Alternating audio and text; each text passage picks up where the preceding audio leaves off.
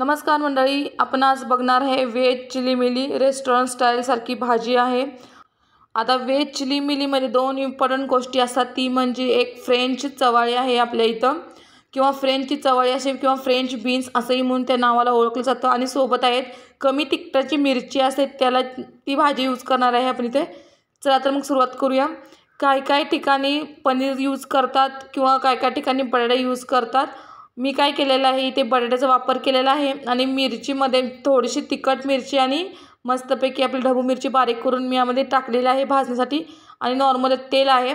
हे बघा, हे फ्रेंच बीन्स आहेत, हे यामध्ये जास्त करून मोस्ट इम्पॉर्टंट पार्ट आहे। यामध्ये मी तुम्हाला फ्रेंच बीन्स दाखवते बघा। हे नॉर्मली हुलग्याच्या शेंगासारखं दिसायला असतं, फक्त ही चवाळी असते आणि तिचा आकार खूप लहान असतो। ही सेम मिरचीसारखी दिसते ती चवाळी, आणि इथं कमी तिखटाच्या मिरच्या वापरायच्या, म्हणजे त्यामध्ये खूप लांबड्या मिरच्या असतात आणि तिखट तर काहीच नसतं।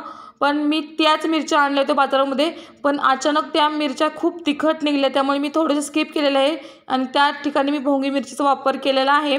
आणि नॉर्मली मिरची असावी म्हणून मी तिथं साधारण 2 मिरच्या मस्तपैकी मोठ्या चिरुण्यामध्ये टाकलेल्या आहेत, आणि थोडंसं नॉर्मली तेल ओतून आपण ही भाजी पूर्ण अशी कमी गॅसवर भाजून घ्यायची आहे। जर तुम्ही जास्त वेळ जर नसेल तुमच्याजवळ तर हा गॅस मोठा करून जर तुम्ही फ्राय केलं तरी चालेल, फक्त ही भाजी छान अशी व्यवस्थित फ्राय करून घ्यायची। मी ऑलरेडी ग्रेव्ही करून ठेवते, ऑल इन वन ग्रेव्ही म्हणून एक व्हिडिओ आपल्या चॅनलला ऑलरेडी अपलोड केलेला आहे, सेम तीच ग्रेव्ही आहे। ग्रेव्ही पण नेहमीप्रमाणे कांदा लसूण असतो, आपला शेंगदाण्याच्या थोड्याशा बिया यूज केलेल्या असतात, आणि टोमॅटो, ह्याच्या व्यतिरिक्त मी जास्त करून ग्रेव्हीमध्ये काय घालत नाही। आणि हवा असेल तुम्हाला गरम मसाला कोणताही टाईपचा तुम्ही यूज करायचा आहे, आणि मस्तपैकी लाल तिखट नमक सगळं घालून ग्रेव्ही तयार करून ठेवायचं। असं करून जर ठेवलं तर तुम्हाला जास्त करून भाजी करताना पटकन अशी आपली भाजी होऊन जाते, त्यामुळे मी जास्त करून ग्रेव्ही बनवून ठेवते। बघा, ही तीच ग्रेव्ही आहे, लाल भडक असा कलर येण्यासाठी मी ते काश्मीरी लाल मिरची पावडर यूज करते ग्रेव्हीमध्ये, जेणेकरून ते लाल भडक दिसते। आणि साधारण 2 चमचे मी ते ग्रेव्हीचा यूज केलेला आहे, जास्त ग्रेव्ही वापरलेली नाही आहे।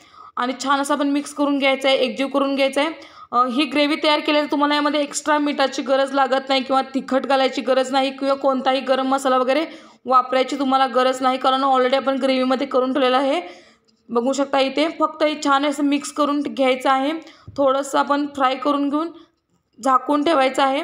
त्याआधी मी थोडंसं अर्धी वाटी मी पाणी ओतणार आहे, छान अशा भाज्या छान अशा शिजवून जाण्यासाठी।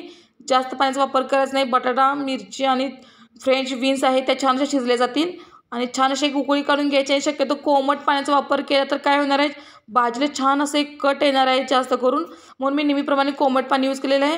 आणि भाज्या थोड्याशा आज जास्त आहेत, त्यामुळे मी थोड्याशा भाज्यांच्या पुरतंच मीठ घातलेलं आहे। ग्रेव्हीमध्ये ऑलरेडी नमक असतंच, फक्त भाज्या एक्स्ट्रा घातल्यामुळे मी थोडंसं नमकचा वापर केलेला आहे या ठिकाणी। बघू शकता इथे छान असं हलवून घेतलेलं आहे मी, इथं एकजीव करून झालेलं आहे आपलं। आणि आता गॅस कमी करून 2 ते 3 मिनिटं छान असे ठेवणार आहे, कारण भाजी ऑलरेडी फ्राय केल्यामुळे ना चांगल्या भाजलेल्या असतात।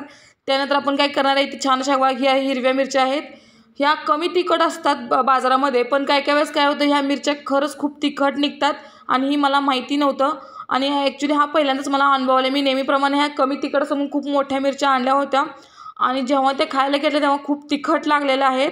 आणि आपण छानपैकी असं गॅसवर भाजून घ्यायचं आहे। गॅसवर भाजल्यामुळे काय होणार, थोडासा तंदुरीसारखा टेस्ट येणार आहे किंवा स्मेल येणार आहे त्या भाजीला, म्हणून मिरच्या ह्या गॅसवर भाजायच्या आहेत। जर तुमच्याकडे जर चूल वगैरे असेल तर तुम्ही चुलीमध्ये छान अशा मिरच्या भाजून घेतल्या तरी चालतील। बघा, आपली मिरची बऱ्यापैकी छान अशा भाजल्या आहेत, दोन्ही साईडने व्यवस्थित मिरच्या भाजून घेतलेल्या आहेत आपण इथे। मिरची खूप तिखट असल्यामुळे 2च फ्राय भाजून घेतलेल्या आहेत। जर मिरची कमी तिखट असेल तुम्ही 4-5 जरी भाजली तरी चालेल। नेहमी ह्या तिखट नसल्यामुळे छान अशा टेस्टला खूप छान लागतात नॉर्मल तिखट असल्यामुळे। आणि वरून तुम्हाला हवा असेल तर तुम्ही तुपाची धार जरी या मिरच्यांना भाजून लावल्यानंतर टाकली तरी चालेल। आता या मिरच्यांचं करायचं काय, भाजून तर आपण घेतलेल्या आहेत ना व्यवस्थित, तर काही करायचं नाही, ह्या छान अशा मिरच्या भाजलेल्या आहेत।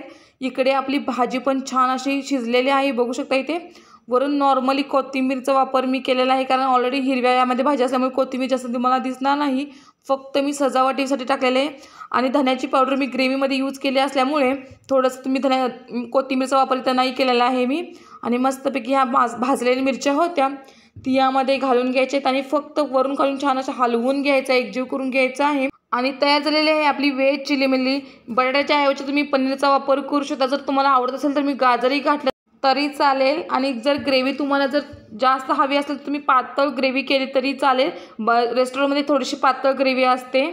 आणि ही भाजी टिफिनला द्यायची आहे म्हणून मी ग्रेव्हीचा वापर जास्त केलेला नाही आहे. छान अशी सुकी भाजी केलेली आहे.